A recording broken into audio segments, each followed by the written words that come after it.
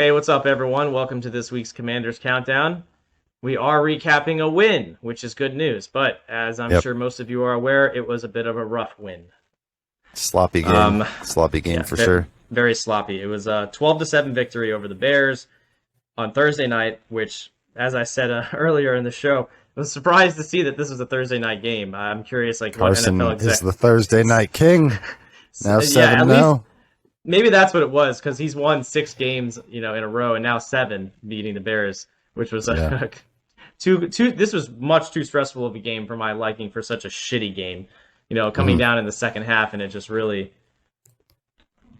got they almost won on the last play there, and then he didn't get the touchdown, and managed to keep the win. But Benjamin St-Juste, coming in, and obviously he's playing now because there's a lot going on now with William Jackson III, and obviously whether he's requesting a trade or not requesting a trade, he has come out and said that he's not looking to go elsewhere, but he was benched, obviously notably a couple weeks back in the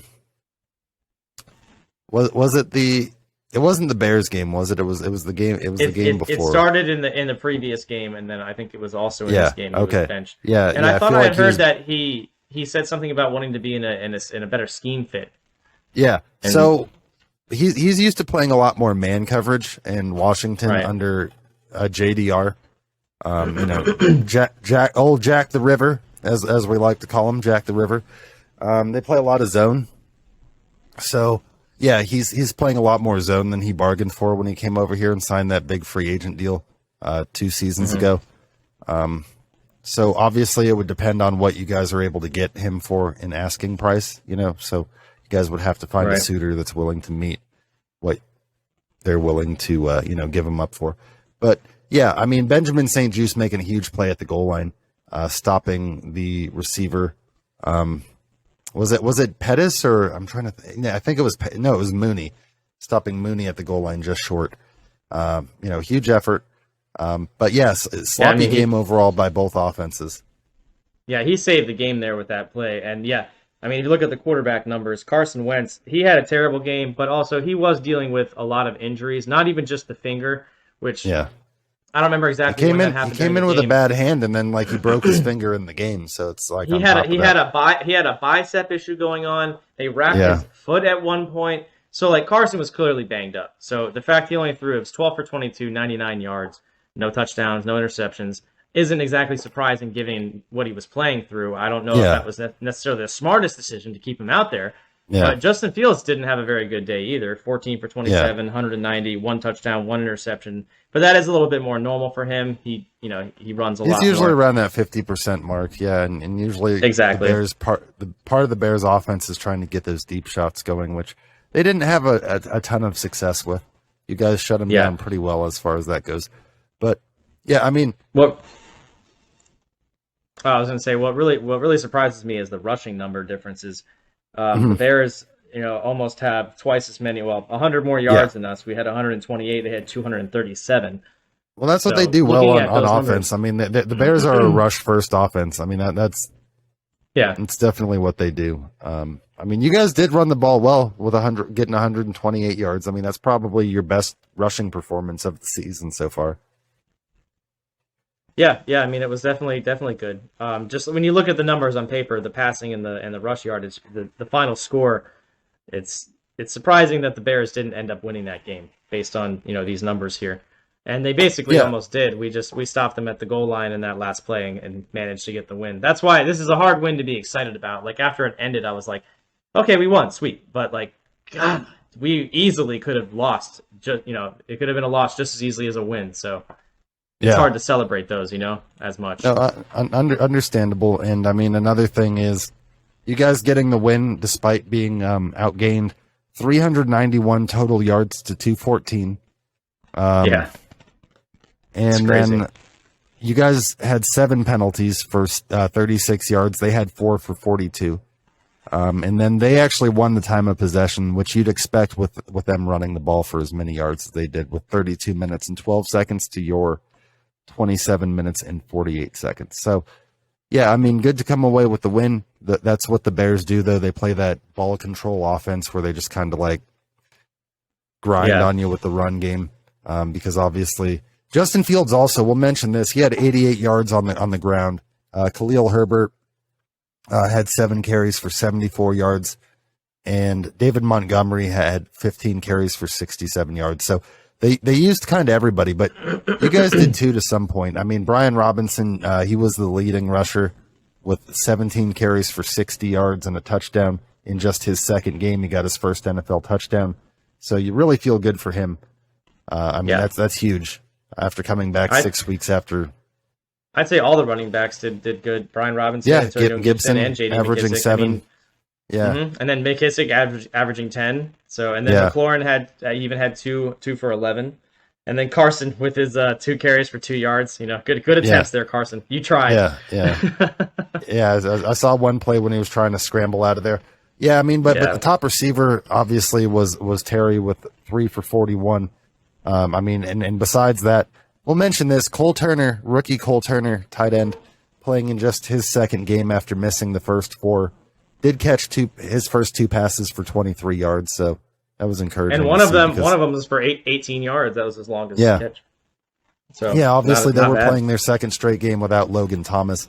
Hopefully they can get Logan back for the Packers this week.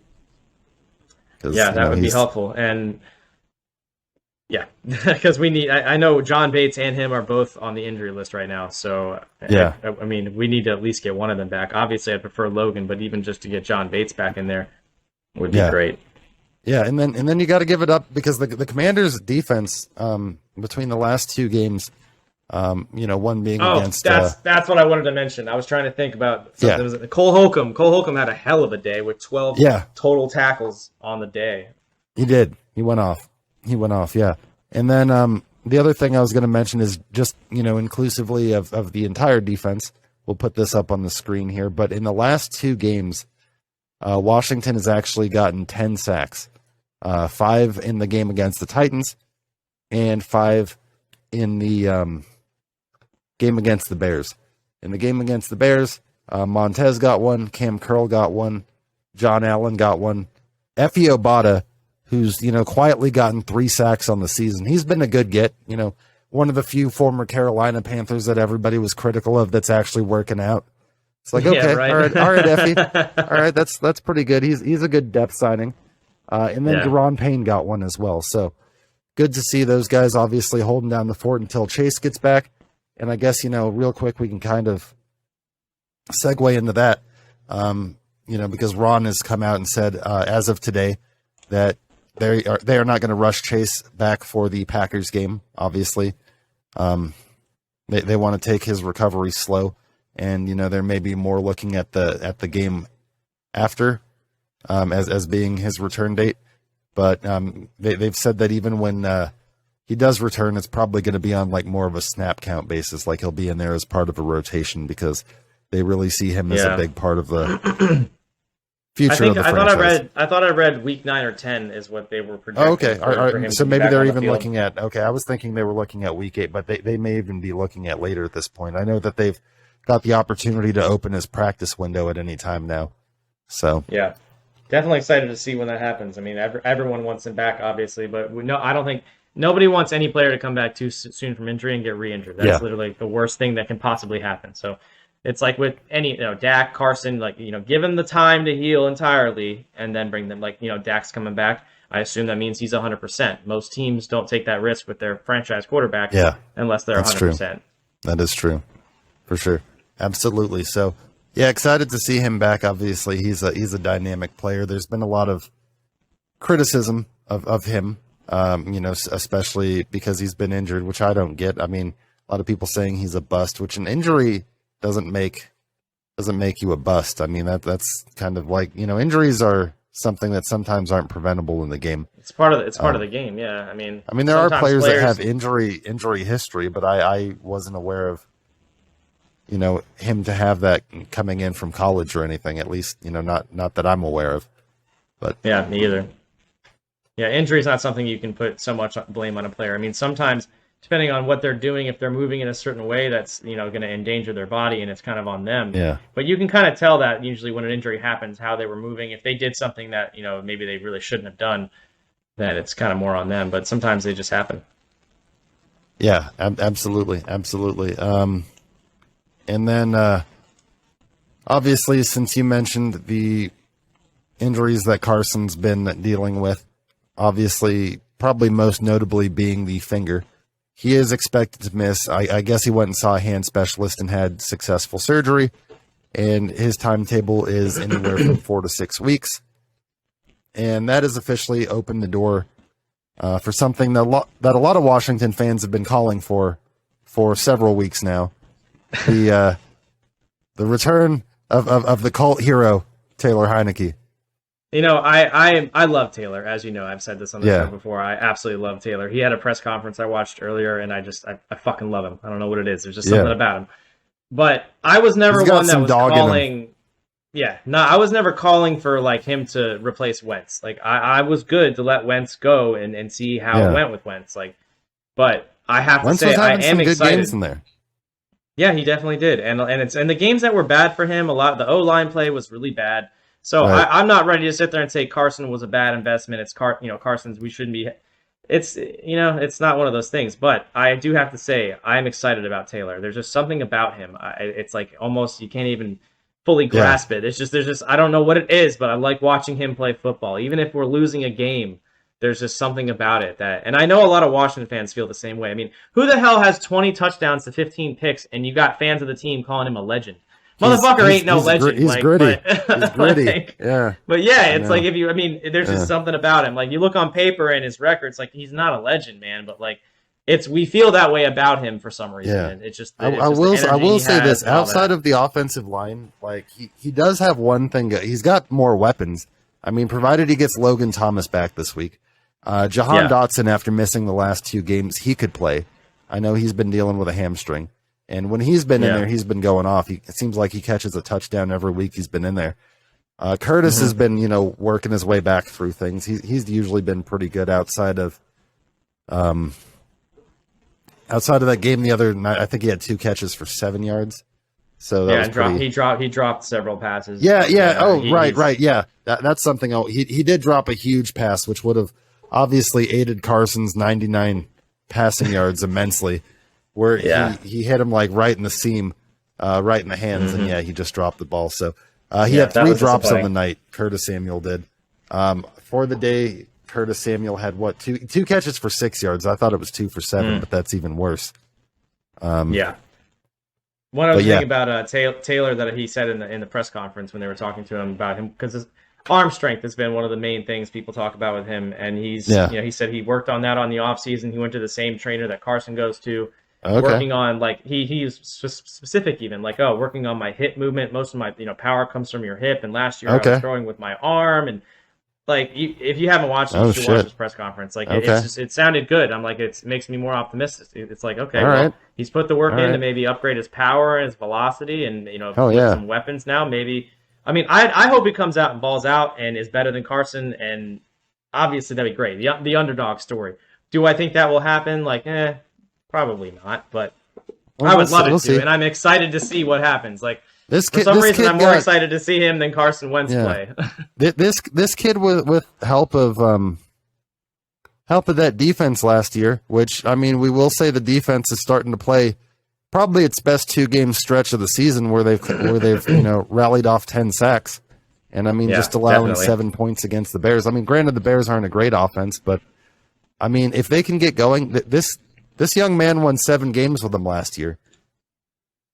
And you know who else? What other team that he beat? He beat the Buccaneers. The Buccaneers. He did. Tom Brady. He did. And you guys could probably beat him again with how the things are going with the Bucs. I don't expect that to last long with the Bucs. I expect them to get things figured out quick. Did you see Tom yelling at his offensive line? He's dogging him out. I was like, all right, well, this is. Sorry. Yeah, I did see that. You're fine. Daddy Tom's gonna fucking smack that ass. Fucking. So also, there's some news in regards to Dan Snyder, everyone's favorite owner that I know everyone just absolutely loves him. He who shall not be named. DS. So Old DS. there's been tons of rumors over the years of talks of ousting him and all that. Right. There has been one owner, Jim Irsay, who take that for what you want, but he's quoted as saying that there's some merit in removing him as an owner of the league. So which there has never been any owner that's actually said that out loud. So it is somewhat Right. of a newsworthy thing, but I would say take it with a grain of salt. There's been a lot of stuff with Dan Snyder over the time. Until I see something more concrete happening, I don't want to sit here and say like, oh, he's on his way out. It's happening. Like, yeah, there's a little more happening right now. There's one owner that called him out, but I would say let's wait and see what happens. Yeah. I mean, I think that this all kind of started gaining momentum when, during this national broadcast game where they were on prime time against the Bears, where Al Michaels was openly saying that Dan Snyder should sell the team, which usually the commentators have a more, I remember that. have a more, non-biased approach, but he was like, it'd probably be in the best interest to sell the team. And that's when this started gaining momentum. And then, Dan Snyder started coming out with the quotes, saying the NFL is a lot like a mafia, and I've got dirt on all the NFL owners. And but then he released the letter though that said that he never hired any private investigators, or he never did any of this shit, never would. Okay. We'll have to put that. We'll have to put that letter up. I haven't seen it, but I'll have to find it. Okay, yeah. We'll put that up there. That was the most recent thing that he put out, basically denying all of those allegations. Okay. But of course he's going to do that, even if it's it might be true. But of course, but yeah, he did respond to that. Can you imagine Dan just collecting his intel? He's just just out there with his binoculars. He's just fucking staring. He's just like a fucking Monty Burns from The Simpsons. Old Dan Snyder. He's got his assistant like Mr. Smithers with him. Yeah, so we'll definitely keep monitoring this. Obviously, I mean, he's our owner, so we're going to keep track of it. But I would say just wait. No one get excited. Like just chill. Yeah. Just wait. Let's see what happens. It is a development, but nothing concrete yet. Exactly. It is a development. It's more than we've seen or heard from, I mean, I forgot about the broadcaster thing. I'm glad you mentioned that. I forgot about that. I remember watching the game. I'm like, did they just say that on the broadcast? I've never heard that. I was like, wow, Al Michaels got some balls. Yeah, I love Al Michaels, very surprising. He's got a good book. Yeah. I've got it somewhere. It's a good read.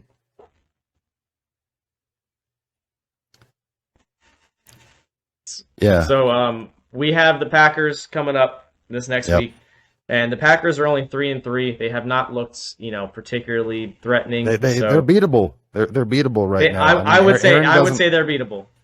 Definitely, yeah. And with Taylor coming back in, I really would love to see them beat the Packers and Taylor get a win his first game back in. That would be nice. Also notable, Aaron's going to be without Randall Cobb, the receiver he's got the most familiarity with. So it's going to be a lot of probably the tight end Robert Tonyan. All right. And Aaron's got a lot of young receivers like Christian Watkins, Romeo Dobbs, a lot of guys, Juwan Winfrey, a lot of guys that aren't household names at all. Sammy Watkins might come back, but he's coming off injured reserve. So, I mean, if Benjamin St. Juste and Kendall Fuller, like they've been stringing together some good games. If they can shut them down, the Packers are probably going to be trying to run the ball after not being able to run for more than 60 yards last week against the Jets. I would imagine they're going to probably be throwing a lot of Aaron Jones at you guys and things like that. They've got that 2 running back attack. But yeah, I mean, Aaron has I don't think he's thrown for over 300 yards and more than 2 touchdowns in a game. He's had some good games, but he hasn't had those true Aaron Rodgers games where he's got like 350, 4 touchdowns. There haven't been any of those.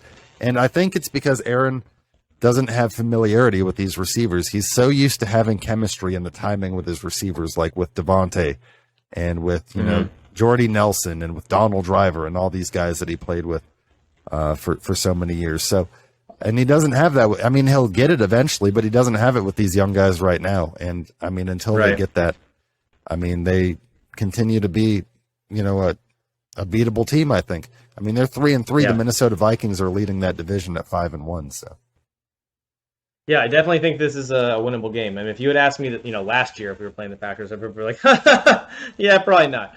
But Yeah, they might not get to they their annual NFC Championship game this year to and lose. lose. I know that'd be Yeah. sad. I kind of do Yeah. like watching that. It's fun when that happens. Yeah. It's yeah, but I mean, I think hopefully we can win I think the Aaron's game. a great quarterback and everything, but I think like Yeah. that man, they once they signed him to that deal and let Devontae go, it all started going downhill. I mean, that's not Yeah. even his fault. I think when he signed that deal, he thought that Devontae was coming back, but that's what he said anyway. Possible. That's possible. Yeah. He's like, oh shit. He's like, you guys got me, and he's like, I lost my best receiver and like best friend. Oh Yeah. God, yeah. Yeah. And when Rodgers does retire, the Packers are going to shit. Yeah, Like, they're gonna be- Jordan they're gonna Love be- has shown me nothing unless they find his heir before in the next few years, which they could. Yeah, they could. Yeah, Very but true. I don't think it's Jordan Love. He ain't it. No, definitely not. And then, So hopefully, and then last thing, just in close. Oh, I was just going to mention one. Did you have No, go ahead. anything else to say? I just had a quick no, roster. go ahead. You're good. Okay, and then they just acquired. This guy was with you guys in the preseason. Running back Alex Arma has signed to the practice squad to make room as a corresponding move. They let offensive tackle Christian DeLoro. They let him go. So Alex Arma back on the practice squad. Obviously, I know Jonathan Williams has been dealing with a knee. Probably why they made the move. Just to provide them with a That fourth makes back. sense. Never heard of Christian DeLaro before, but all right. Yeah, Alex he Arma, was a I do remember stowaway him. on the practice squad from the preseason. Okay, I do remember Alex Arma from preseason. Yeah. Though. I definitely do remember that name. So, but yep, Yeah, hopefully we hopefully can you get guys another can win. Get a little win Get, streak going. Get up to 3-4 instead of 2-4, and then start turning this season around. I know I said before last week with the Bears game, I was like, man, if we lose this game, I don't even know, dude. Like, so even though it was a really close and rough win, like at least it was a win. Yeah. And I don't know, man. There's just something. Taylor's back, man. There's just something about Taylor being back that I'm excited about. I hope I don't get disappointed, but I know most of us Washington fans are happy to see Taylor back out there. So Absolutely. So join us next week when we recap the Packers game and hopefully a victory. Hell yeah. Yeah, go Commanders. Hopefully we can come away and get that win. HTTR and HTTC, whichever one you prefer. Absolutely. And that's going to do it for the Extra Point Show this week. Make sure that you subscribe if you're not already. It really helps us out and helps us grow. Give us a like as well. Absolutely. And if you're a Washington fan or a San Francisco fan, make sure to always check out the Commanders Countdown and the Niners News Update. Okay, well, thanks for joining us, and we'll see you all next week. See you next week.